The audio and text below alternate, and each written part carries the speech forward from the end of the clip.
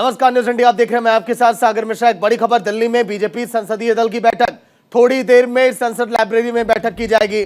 PM Narendra Modi सांसदों को संबोधित करेंगे। दिल्ली में बीजेपी संसदीय दल की बैठक थोड़ी देर में 9:30 वो वक्त होगा जब पीएम नरेंद्र मोदी सांसदों को संबोधित करेंगे।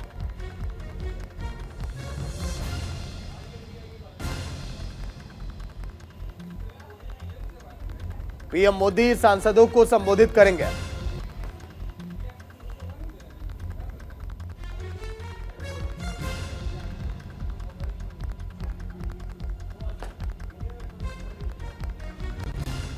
थोड़ी देर में संसद लाइब्रेरी में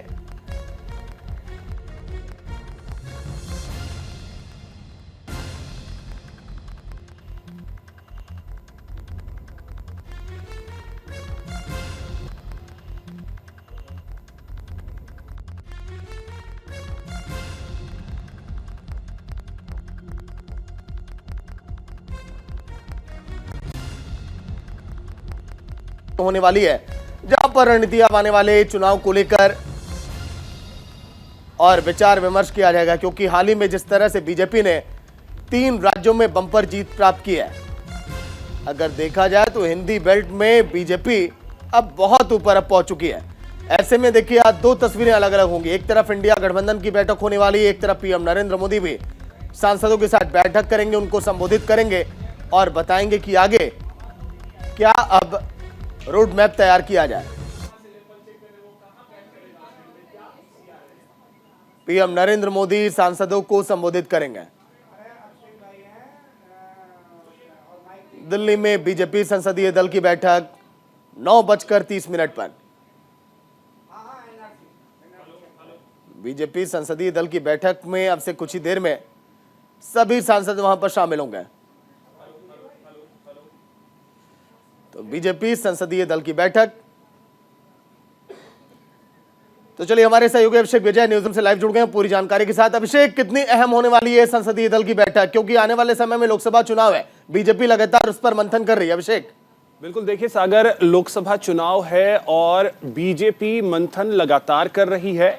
बीजेपी के बारे में कहा भी ये जाता है कि वो 24/7 जो है वो इलेक्शन मोड में ही रहती है।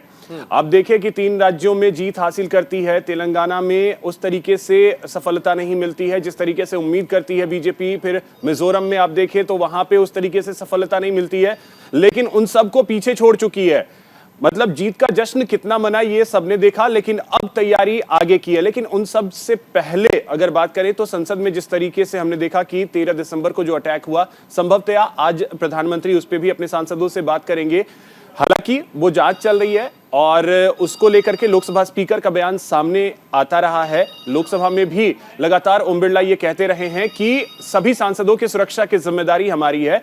ऐसे में प्रधानमंत्री शायद पहली बार, उस घटना के बाद पहली बार सभी सांसदों के साथ इस तरीके से एक बार में मिल रहे होंगे, तो हो सकता है उसके बारे में भी प्रधानमंत्री नरेंद्र मोदी चर्चा करें और कैंपेनिंग कैसे करनी है इस पर सबसे ज्यादा फोकस होगा। क्योंकि प्रधानमंत्री का सबसे ज्यादा फोकस यह होता है कि जब संसद की कार्यवाही चले तो आप सभी दिल्ली में हो, लेकिन जैसे ही संसद की कार्यवाही खत्म हो, अपने अपने क्षेत्रों का रुख कर लें और अपने अपने क्षेत्र में चले जाएं।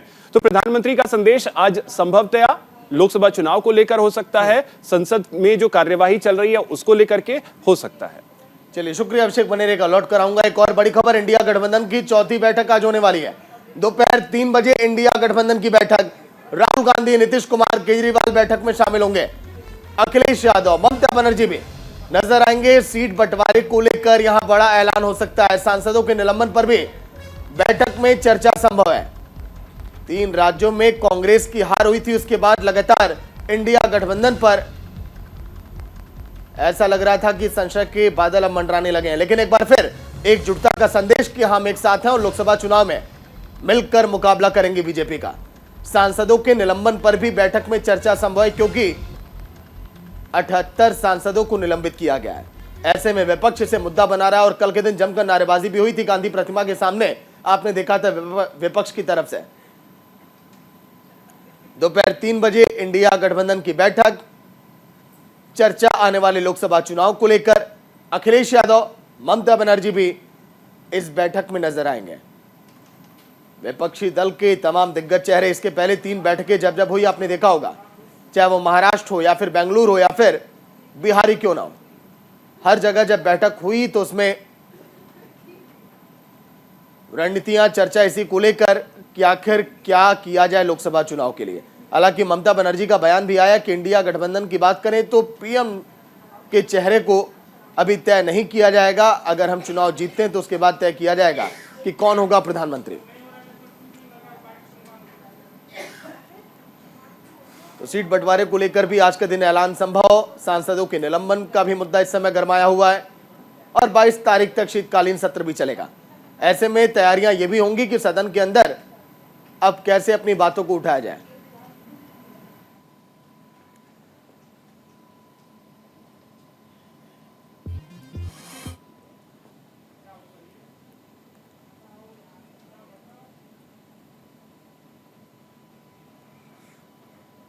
तो बंगाल की सीएम ममता बनर्जी, लालू प्रसाद यादव ने भी अपना रिएक्शन इस पर दिया। आरजेडी सुप्रीमो का भी यही कहना कि हम एकजुट हैं और बीजेपी इसलिए घबराई हुई है।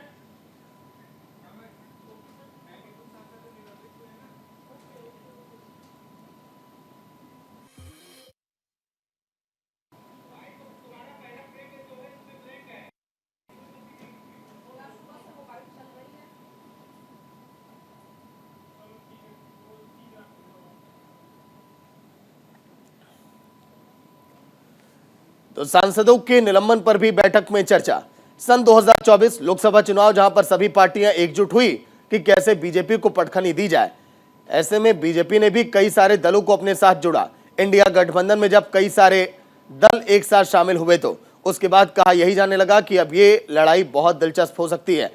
हालांकि 3 राज्यों में जिस तरह से बीजेपी ने जीत हासिल की है विधानसभा चुनाव में, कहा यह जा रहा है कि अब बीजेपी ने अपनी पिच अब तैयार कर ली है। लेकिन कांग्रेस के अगर वोट प्रतिशत की बात करें तो वो थोड़ा बहुत ही केवल अंतर है।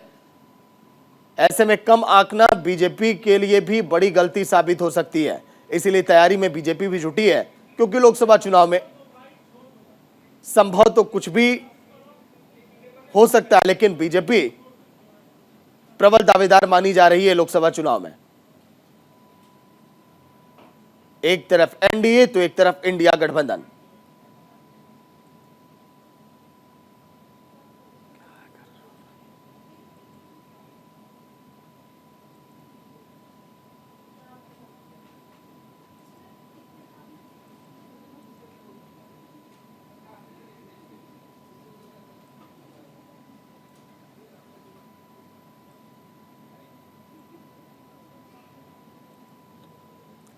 अखिलेश यादव, ममता बनर्जी, देखिए इसके पहले जब जब बैठकें हुई तो जीतेगा इंडिया इस तरह के स्लोगन भी दिए हैं इंडिया गठबंधन ने। इंडिया अलायंस को लेकर कई पॉलिटिकल एक्सपर्ट ये कह रहे हैं कि अगर रणनीतियां बेहतर तैयार हुई तो फिर असंभव कुछ भी नहीं है लोकसभा चुनाव में।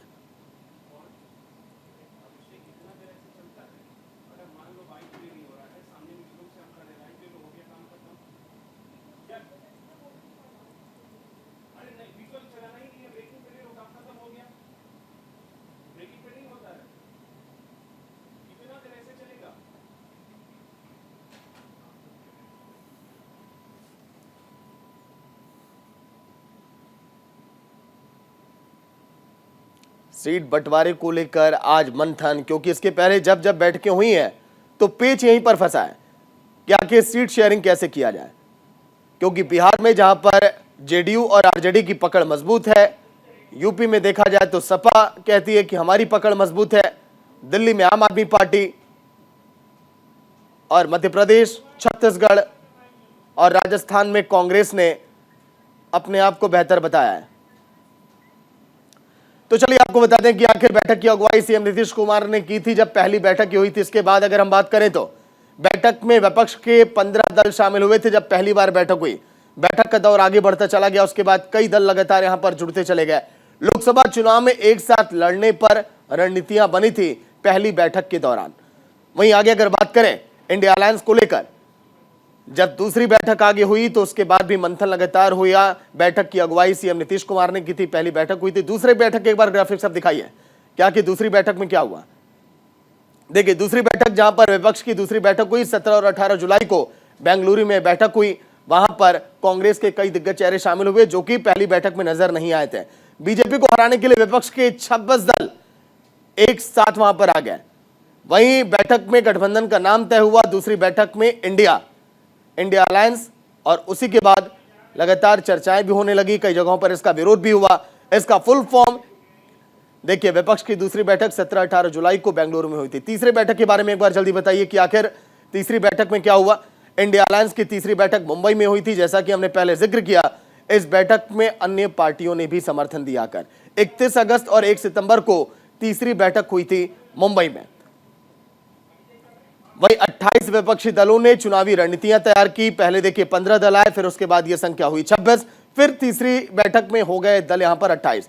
मीटिंग में अलायंस ने यहां पर देखिए कई सारे दिग्गजों के नाम को फाइनल किया। सहयोगी अभिषेक विजय न्यूज रूम से लाइव जुड़ गए हैं पूरी जानकारी के साथ। अभिषेक, 3 बैठक हो चुकी है, लेकिन हर बार देखिए पेच यही फंसा तीसरी बैठक में भी कि आखिर सीट शेयरिंग का फॉर्मूला कैसे तय किया जाएगा। क्या लग रहा है आज के दिन ये हो सकता है क्या फाइनल? अभिषेक सागर, अभी देखिए इसमें पेच एक नहीं बहुत सारे पेच हैं और वो पेच निकलेगा या फंसा ही रह जाएगा, ये सबसे बड़ा सवाल है। क्योंकि आप देखिए तीसरी बैठक को हुए लगभग 3 से 3.5 महीने होने जा रहे हैं और इन 3 महीनों में कोई बैठक नहीं हुई, जिसको लेकर के अक्सर बिहार के सीएम नीतीश कुमार ये कहते रहे हैं कि बैठक कर लीजिए, चीजें आगे बढ़ाइए। कई इस तरीके के बयान जो हैं पॉलिटिकल एक्सपर्ट्स के आ चुके हैं कि इंडिया गठबंधन जो है वो बनने में देर हो गया। आज की जो बैठक है उसमें संयोजक को लेकर के पेच फंसेगा, क्योंकि संयोजक कौन होगा इस INDIA अलायंस का। एक टीम आपने बना दी है, लेकिन वो टीम उस तरीके से एक्सपीरियंस नहीं है और मीडिया के सामने अक्सर वो नेता आते नहीं है। क्योंकि आपने देखा होगा विधानसभा चुनाव के दौरान इतनी जबरदस्त खींचतान इस गठबंधन के अंदर देखने को मिली, जिसने ये बता दिया कि अभी फिलहाल ये एक मंच पर आने के लिए तैयार नहीं है, एक साथ चुनाव लड़ने के लिए तैयार नहीं है। सीट शेयरिंग में तो अभी और वक्त लगेगा सागर, ये आप तय मान करके चलिए। क्योंकि जिस तरीके से कांग्रेस को इन 5 राज्यों में एक राज्य मिला है, जो 5 राज्यों में विधानसभा चुनाव हुए हैं, सिर्फ तेलंगाना में जीत मिली है, उसके बाद से अब सवाल यह है कि क्या उत्तर प्रदेश में बार्गेनिंग करने की स्थिति में कांग्रेस है? क्या बिहार में बार्गेनिंग करने की स्थिति में कांग्रेस है? क्या पंजाब में बार्गेनिंग करने की स्थिति में है इस समय कांग्रेस? क्योंकि आप देखिए 2 दिन पहले ही भगवंत मान का एक बयान आया था कि आप सभी सीटें पंजाब की हमें दे दीजिए, हम देख लेंगे। दिल्ली की सभी सीटें आम आदमी पार्टी मांगती रही है।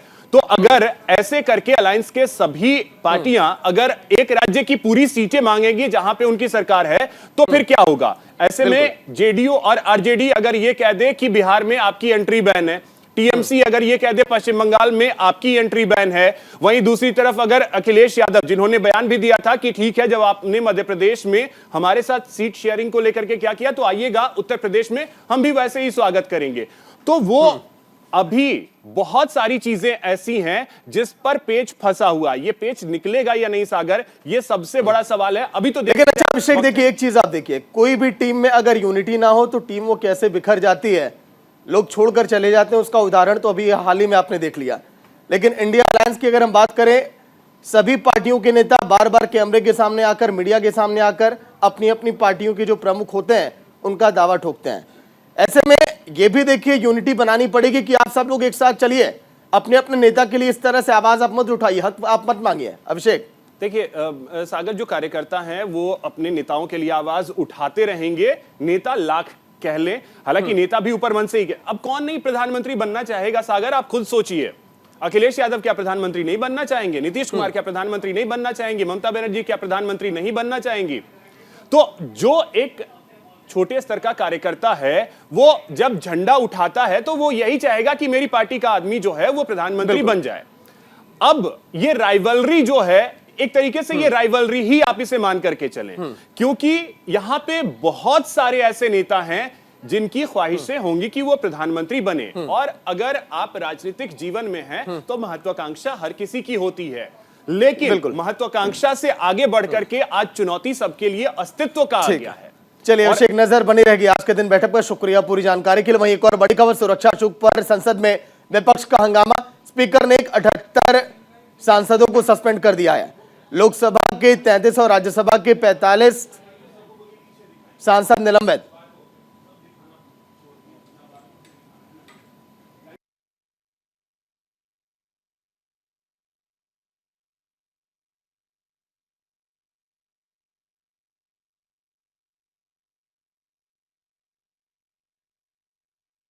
सवाल 14 दिसंबर को 14 सांसदों को सस्पेंड किया गया था। सस्पेंड शीतकालीन सत्र के दौरान संसद में घुसपैठ को लेकर हंगामा कर रहे 78 विपक्षी सांसदों को सस्पेंड किया गया।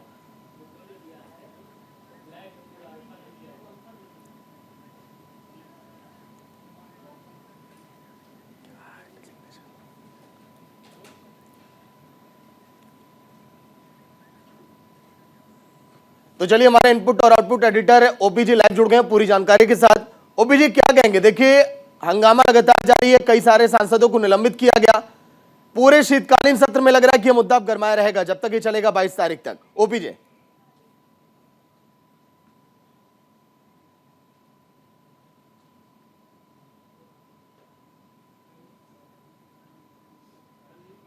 जी, ओपीजी अनम्यूट करिएगा, आवाज नहीं आ पा रही आपके। मैं आपको बताऊं कि ये संसदीय इतिहास का सबसे बड़ा सस्पेंशन है। इसके पहले राजीव गांधी के कार्यकाल में 63 सांसदों को सस्पेंड किया गया था और कल 78 सांसदों को सस्पेंड किया गया है और इस सत्र में अब तक 92 सांसदों को सस्पेंड किया जा चुका है।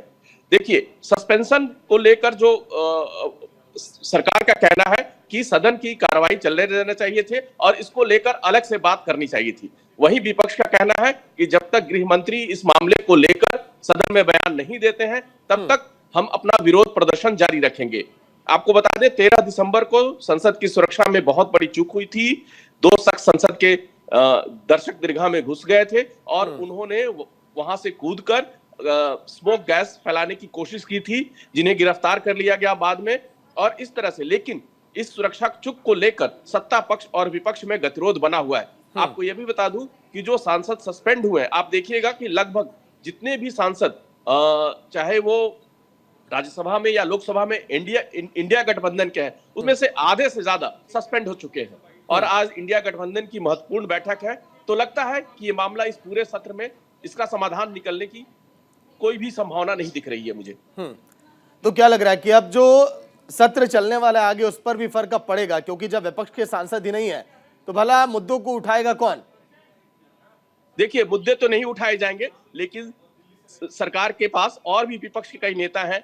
जैसे आपको नवीन पटनायक की पार्टी जो है उनके सदस्य हैं। बाकी और भी उधर साउथ के कुछ दल हैं जिनके सदस्य संसद में अभी मौजूद रहेंगे। तो विधायी कामकाज में सरकार को बहुत ज्यादा परेशानी नहीं होगी। सरकार जो भी जरूरी बिल पास कराना चाहती है वो पास करा लेगी, लेकिन संसदीय परंपरा के हिसाब से ये ठीक नहीं का माना जा रहा है। इवन जितने भी सरकारी पक्ष के भी जो सांसद हैं, उनका यही कहना है कि विपक्ष को आना चाहिए, संसदीय कार्य में भाग लेना चाहिए और विधायी कार्यों को संपन्न कराने में सहयोग करना चाहिए। आपको बता दें कि कल स्पीकर ने फिर बयान जारी किया था और कहा था कि वो सस्पेंशन से आहत हैं, वो नहीं चाहते हैं कि सांसदों को सस्पेंड किया जाए, लेकिन संसद की कार्रवाई सुनिश्चित करना, संसद के कामकाज को चलाना, लोकसभा के कामकाज को चलाना उनकी जिम्मेदारी है। और वो सांसदों से उन्होंने एक बार फिर अपील की है कि आप संसद को चलाने में सहयोग दें।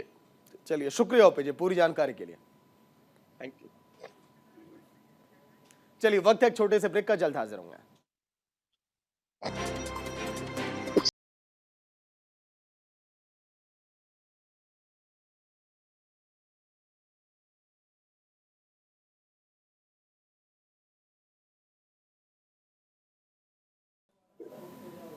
तो चलिए, ब्रेक के बाद आप सभी का स्वागत। एक बड़ी खबर, हल्की तेजी के साथ खुला शेयर बाजार। आज के दिन हल्की तेजी दिखाई दी शेयर बाजार में। एक अच्छी खबर ये, क्योंकि कई सारे ऐसे निवेशक हैं जिनको अब राहत की खबर मिली होगी इस बड़ी खबर के बाद। हल्की तेजी के साथ खुला शेयर मार्केट। तो न्यूज इंडिया हर दिन शेयर मार्केट को लेकर आपको अपडेट करता है कि कैसा हाल है शेयर बाजार का।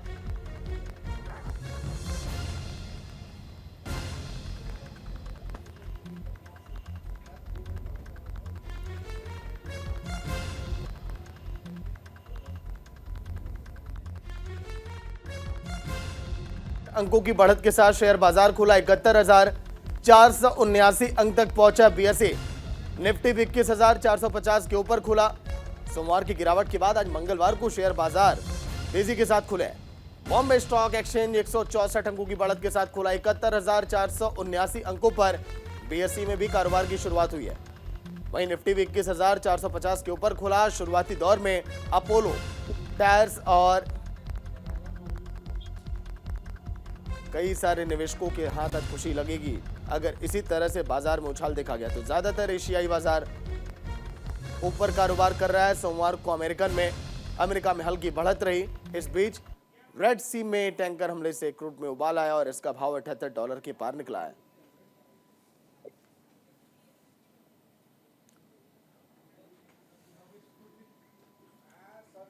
तो चलिए ब्रेक के बाद एक बार आपको फिर दिखा देते हैं हमारे 9 संवाददाता जो लगातार हर एक खबरों पर आपको अपडेट दे रहे हैं। नीरज मिश्रा लखनऊ से लाइव, प्रदीप नामदेव रायपुर से जुड़े हैं, राहुल मिश्रा जो कि प्रयागराज से आप तक अपडेट पहुंचाएंगे कि आखिर क्या सुनवाई हो रही है मथुरा मामले को लेकर जन्मभूमि। वहीं नरेंद्र ठाकुर नोएडा से जो कि AQI लेवल कैसे हालात हैं, कैसी ठंडक है NCR के इलाकों में आपको बताएंगे। ओम प्रकाश जो कि दिल्ली से जुड़ेंगे, हमारे एडिटर हैं, इन्होंने ये बताया कि आखिर किस तरह से लगातार सदन में हंगामा देखा जा रहा है, आगे क्या आसार है। अभिषेक विजय जो कि न्यूज रूम से लाइव जुड़े और आगे दिन भर आपको अपडेट पहुंचाएंगे कि इंडिया अलायंस की बैठक में क्या आज फैसले लिए जा सकते हैं। वहीं शुभम पांडे मुंबई से इस समय भी लाइव जुड़े और आपको दिखाई दे रहे हैं जो कि शेयर बाजार में किस तरह से तेजी है, कहां पर गिरावट है, इस बारे में आपको जानकारी देंगे। करण शर्मा दिल्ली से लाइव जो कि क्रिकेट को लेकर अपडेट देंगे। हैदर अली गाजियाबाद से जो कि AQI लेवल को लेकर पूरी जानकारी आप तक पहुंचाएंगे। शुभम पांडे इस समय लाइव है शेयर बाजार की खबर को लेकर। शुभम, ताजा अपडेट क्या है, क्योंकि हल्की तेजी देखी गई है बाजार में। शुभम। बिल्कुल, देखिए सागर जी, आज सप्ताह का दूसरा दिन है और 71,000 के पास सेंसेक्स जो है वो खुलते हुए दिखाई दे रहा है। तो कल थोड़ी सी जो सेंसेक्स में गिरावट देखने को मिली तो उसमें आज काफी उछाल देखने को मिला। इसके अलावा 3 IPO जो जिसका कल शुरू हुए थे, जिसमें से मोतीलाल ज्वेलर्स, मुथूट माइक्रोफिन और सूरज स्टेट डेवलपमेंट, आज से ये जो 3 IPO है इसके लोग जो उसका ब्रांड प्राइस है वो खरीद सकते हैं। देखिए ये शेयर जो है 52 से 55 रुपए के प्रति शेयर है। जो निवेशक है वो ये IPO खरीद कर सकते हैं, इन्वेस्ट कर सकते हैं। तो ऐसे में शेयर बाजार में किस तरह से देख सकते हैं कि पिछले एक हफ्ते से लगातार मार्केट अच्छा है। जो निवेशक उनके चेहरे पर खुशी जो है झलकती हुई दिखाई दे रही है। और 3 IPO आ जाने के पास अब और भी ऑप्शन आ चुके हैं कि आप किस तरह से जो IPO है वो खरीद सकते हैं। तो कुल मिलाकर कहा जाए कि बाजार जो है इस वक्त बॉम्बे स्टॉक एक्सचेंज की बात करें तो उसमें सेंसेक्स जो है काफी अच्छा अंकों के साथ खुलते हुए दिखाई दे रहा है। निफ्टी की बात करें तो 21,000 के आसपास जो है वो भी खुला है। तो कुल मिलाकर कहा जाए कि सप्ताह का दूसरा दिन, पहले दिन थोड़ी सी निराशा जरूर लगी थी, लेकिन दूसरा दिन आज है, मंगलवार का दिन है। तो ऐसे में खुशी की चेहरे की जो खुशी है वो तमाम जो इन्वेस्टर्स है उनके चेहरे पे दिखाई देते हुए नजर आ रही है।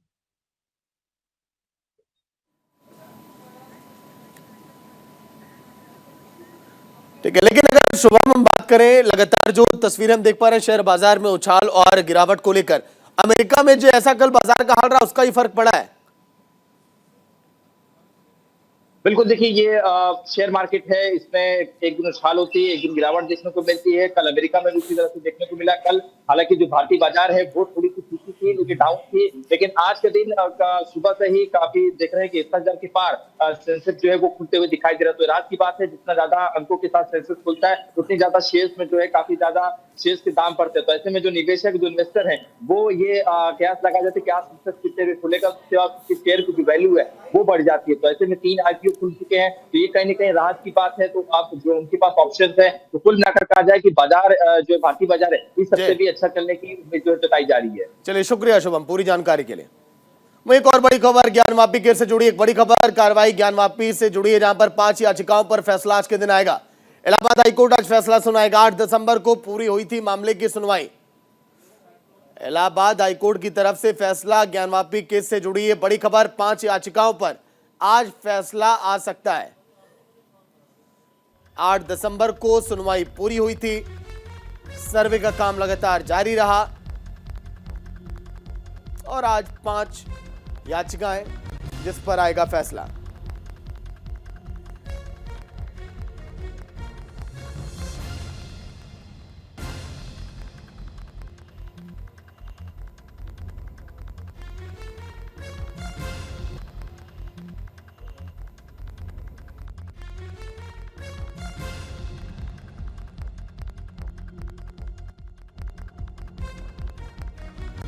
ज्ञान वापी से जुड़ी 5 याचिकाओं पर आज के दिन फैसला।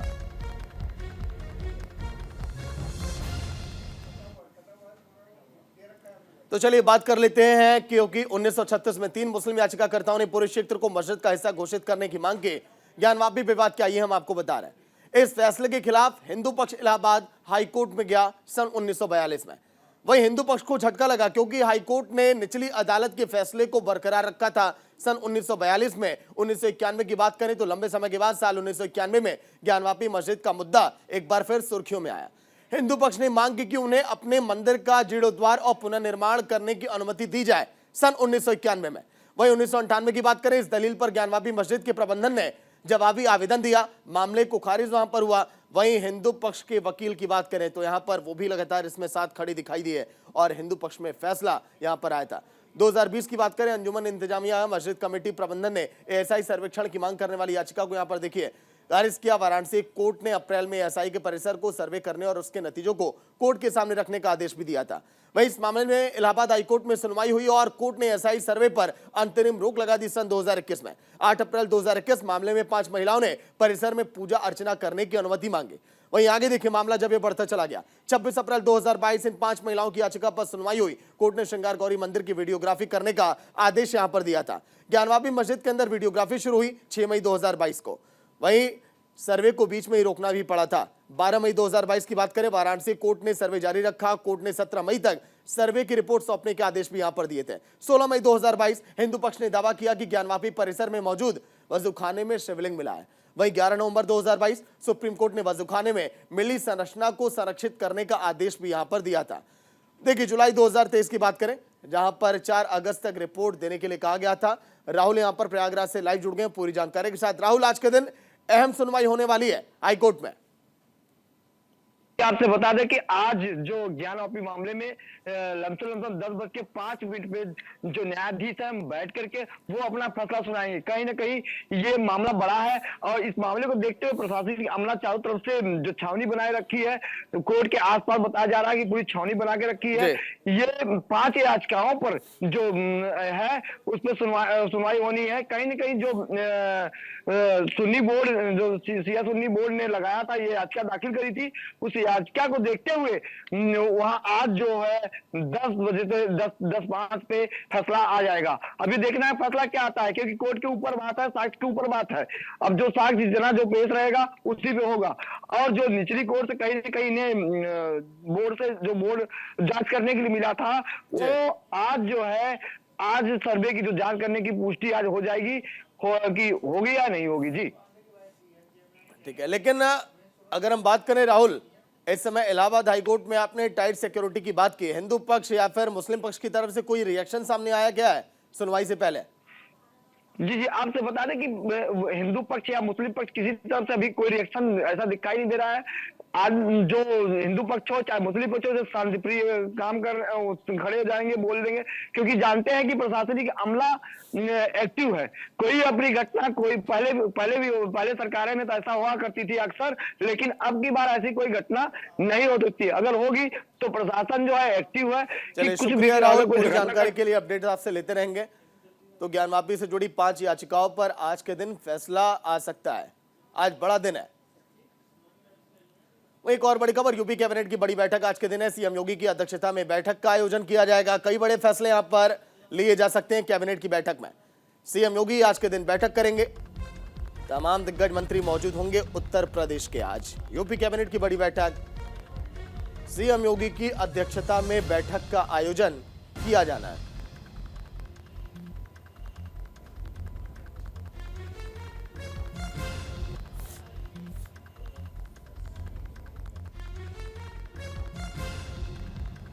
सीएम योगी की अध्यक्षता में बैठक का आयोजन,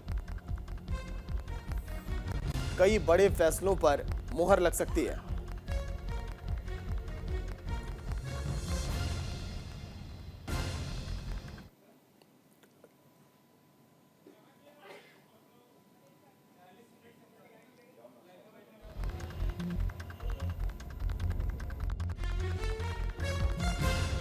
सीएम योगी आज बैठक की अध्यक्षता यहां पर करेंगे। कई बड़े फैसलों पर आज मुहर लग सकती है। योगी कैबिनेट की बैठक कि कैसे प्रदेश के विकास को और ज्यादा रफ्तार दी जाए, क्या बड़े फैसले लिए जाएं जिससे प्रदेश में माहौल और बेहतर हो। आज देखना होगा क्या फैसला आ सकता है।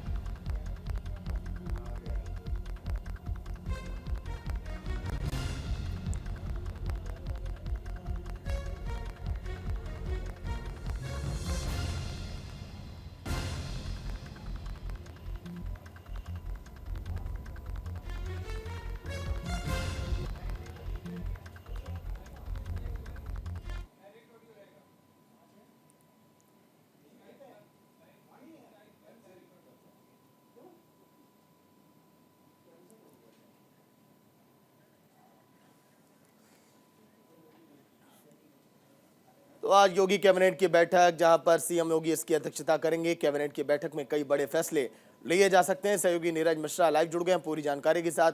नीरज, बैठक में कौन कौन से बड़े मुद्दे हैं जिस पर आज चर्चा संभव है?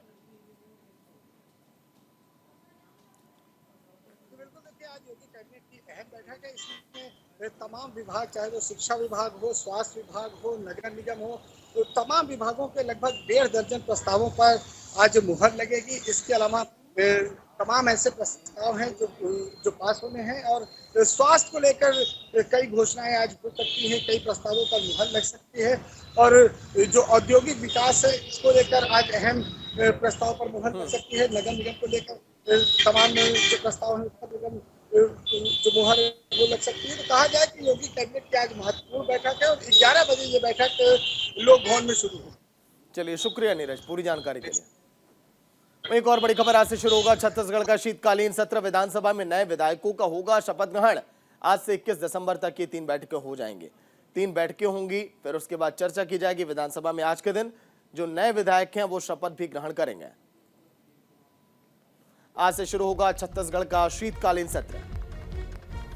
विधानसभा में नए विधायकों का आज शपथ ग्रहण होना है।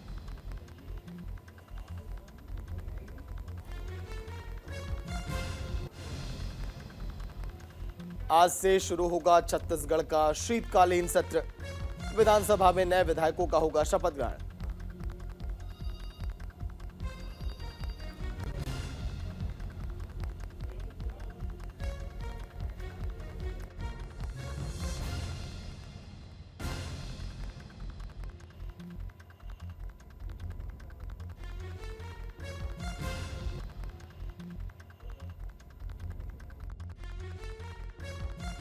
से शुरू होगा छत्तीसगढ़ का शीतकालीन सत्र।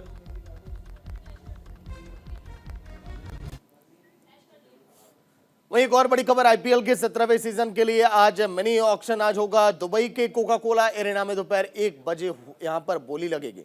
घरेलू और इंटरनेशनल क्रिकेट के 333 प्लेयर्स पर आईपीएल की 10 फ्रेंचाइजी यहां पर बोली लगाएगी। 10 टीमों में कुल 77 प्लेयर्स के लिए जगह खाली है, जिनके लिए वो 262.5 करोड़ रुपए खर्च कर सकती है। गुजरात के पास सबसे ज्यादा 38.15 करोड़ रुपए का पर्स है।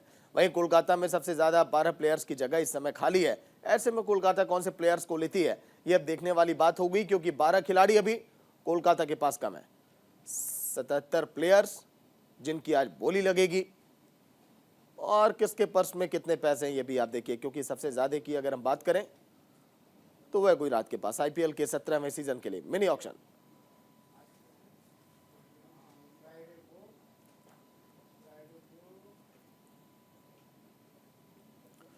दुबई में आज खिलाड़ियों की बोली लगेगी।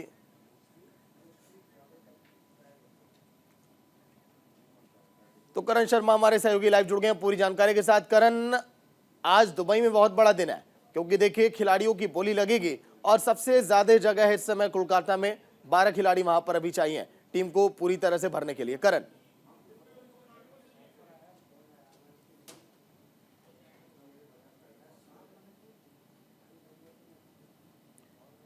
करण आवाज मिल पा रही है आपको? करण, एक बार अनम्यूट आप करिए, आपकी आवाज नहीं आ पा रही है। चलिए फिर से जुड़ेंगे करण से। अभी 77 प्लेयर्स पर खर्च होंगे 262.5 करोड़।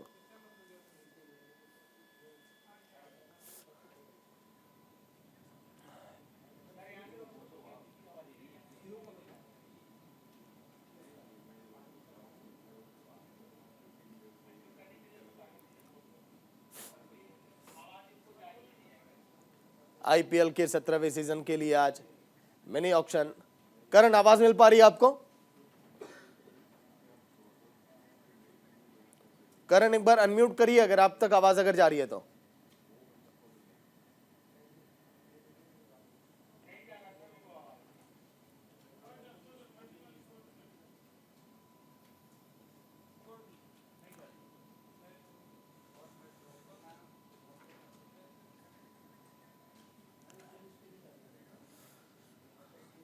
चलिए खबरों में आगे बढ़ेंगे। मौसम में बदलाव के चलते राजधानी दिल्ली में आज मौसम काफी ठंडा बना हुआ है। आज का न्यूनतम तापमान 12 डिग्री सेल्सियस और अधिकतम तापमान 23 डिग्री सेल्सियस जाने की उम्मीद है। पूरे दिन तापमान 16 डिग्री सेल्सियस के आसपास रहने की संभावना है। कई इलाके कोहरे की चपेट में आ गए। 9 दिसंबर इस सीजन में अब तक का सबसे ठंडा दिन रहा। पारा 8.5 डिग्री दर्ज किया गया। वहीं दिल्ली के कई इलाकों में घना कोहरा छाया हुआ है, जिसके चलते आवागमन में परेशानियां लगातार हो रही हैं। भारतीय मौसम विभाग के मुताबिक दिल्ली एनसीआर के कई इलाकों में कोहरा का अनुमान है और इस महीने अधिकतम तापमान 23 से 24 डिग्री सेल्सियस और न्यूनतम तापमान 7 से 8 डिग्री सेल्सियस के बीच रह सकता है। इसके अलावा आने वाले दिनों की बात की जाए तो 25 दिसंबर के आसपास तेज ठंड वहां पड़ सकती है।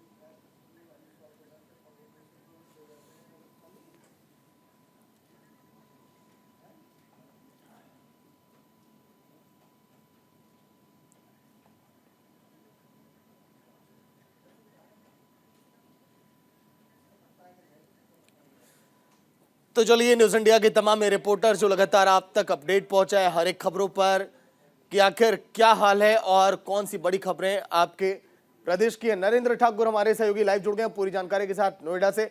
नरेंद्र, आने वाले दिनों में देखिए अभी मौसम की मार लोगों पर पड़ेगी। पहाड़ी इलाकों में बर्फबारी की वजह से एनसीआर के भी कई इलाकों में ठंड लगातार दिक्कत दे रही है। नरेंद्र, बिल्कुल, देखिए सागर, बताना चाहूंगा कि जिस तरीके से पहाड़ी इलाकों में बर्फबारी हो रही है, उसी के चलते दिल्ली एनसीआर में लगातार जो सुबह सुबह शीतलहर देखने को मिल रही है। लोग जो है बिल्कुल अपने आप को सेव करके घर से निकल रहे हैं।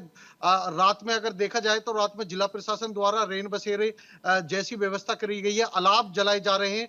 तो लगातार जो रात्रि में जो लोगों को ठंड, क्योंकि हवा लगातार चल रही है, जिसके चलते, क्योंकि जो बर्फबारी हुई है उसके चलते पूरा जो दिल्ली एनसीआर में इस समय जो शीत लहर है, बिल्कुल ठंड का प्रकोप देखने को मिल रहा है। तो जो लोग हैं वो घर से भी अगर निकल रहे हैं तो बिल्कुल अपने सेफ एंड सिक्योर करके अपने आप को पूरा ढककर निकल रहे हैं। और अगर सुबह सुबह अगर देखा जाए तो जो जिला प्रशासन है उसने अलाव की व्यवस्था कर रखी है। रात्रि में अगर रोडों के किनारे जहां रैन बसेरे हैं वहां पे भी अलाव की जिला प्रशासन ने तैयारियां कर रखी हैं, जिससे कि जो लोगों को जो ठंड लग रही है उसको कहीं ना कहीं लोगों को गर्मी में फायदा मिल सके। जी चलिए, शुक्रिया नरेंद्र पूरी जानकारी के लिए।